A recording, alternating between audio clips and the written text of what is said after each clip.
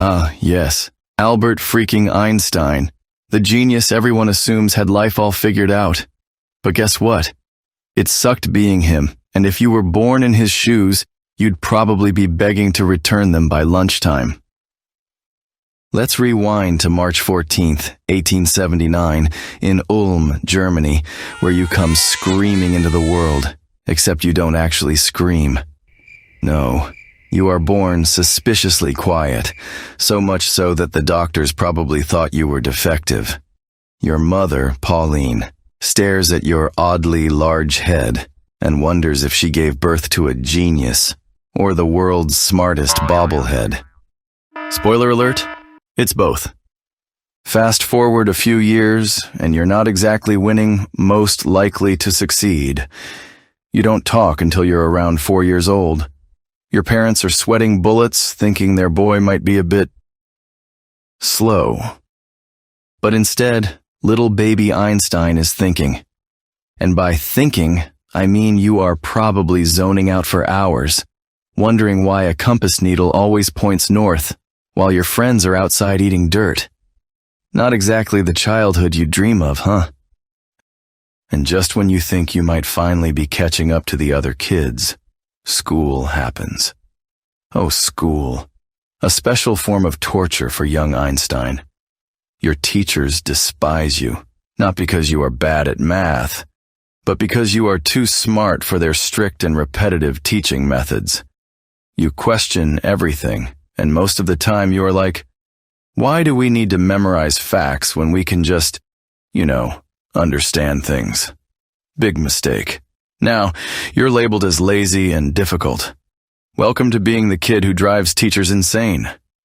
At this point, your classmates are probably mocking you for your wild hair that looks like it was done by Stephen Hawking during a zero-gravity experiment. Oh wait, Hawking hadn't been born yet, but you get the point. It's chaos up there. Add to that your weird habit of mumbling equations to yourself during recess, and you're basically the kid no one picks for dodgeball. Oh, and did I mention you have a sister named Maya, who's basically the golden child because she doesn't go around asking why Newton's laws of motion are too simplistic? Yeah, life's off to a rough start, buddy, and we're just getting started. You somehow survive school barely. You move on to university, where, surprise, you're still the odd one out. Your professors tolerate you, but they do not love you.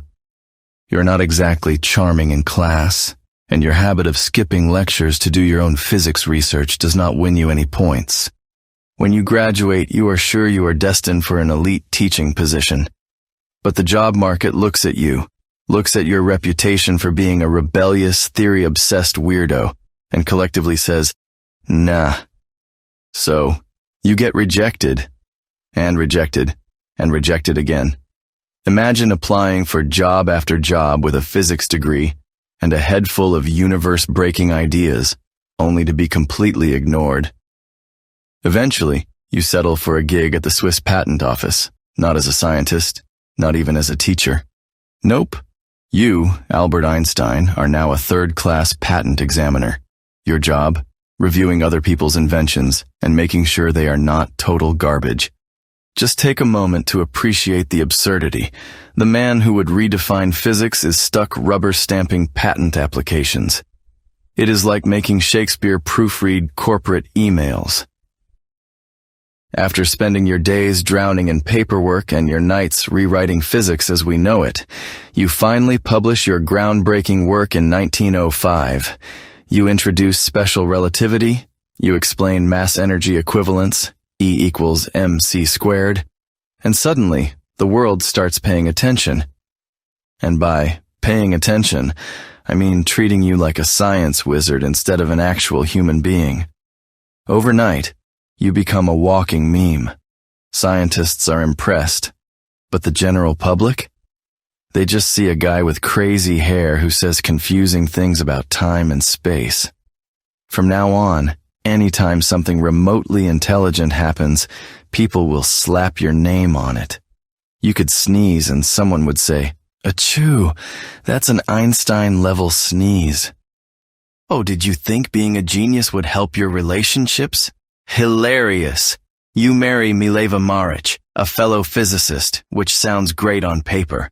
But in reality, you are a horrible husband. You literally give her a contract of rules that include things like, do not expect affection from me and do not talk to me unless necessary. Romantic, right? Shockingly, she does not stick around. You eventually cheat on her with your cousin, Elsa. That is right, your second wife is your own cousin. Even for the early 1900s, that is a questionable move. Also, you are so emotionally distant from your kids that they might as well be raised by theoretical physics itself. One of them, Edward, ends up institutionalized, and you barely visit him. Einstein, the genius. Einstein, the family man? Not so much. Despite your disinterest in war and politics, World War II comes knocking on your door. You and other scientists realize Germany might be developing a nuclear weapon, so you sign a letter to President Roosevelt warning about it, which helps kickstart the Manhattan Project. The result? The atomic bomb, the thing that would forever change warfare. And now, despite being a lifelong advocate for peace, you are indirectly tied to a weapon of mass destruction. That has to sting. You spend the rest of your life regretting it, trying to push for nuclear disarmament. But at this point, the damage is done. Your name is permanently linked to a bomb that could wipe out cities.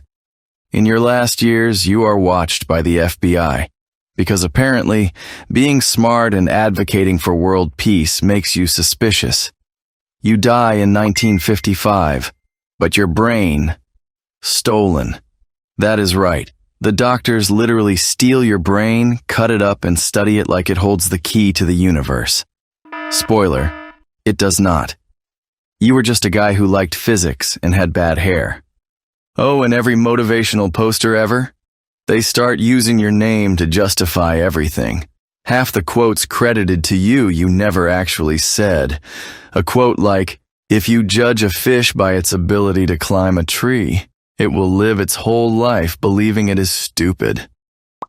Yeah, you did not say that. So, why did it suck being Albert Einstein?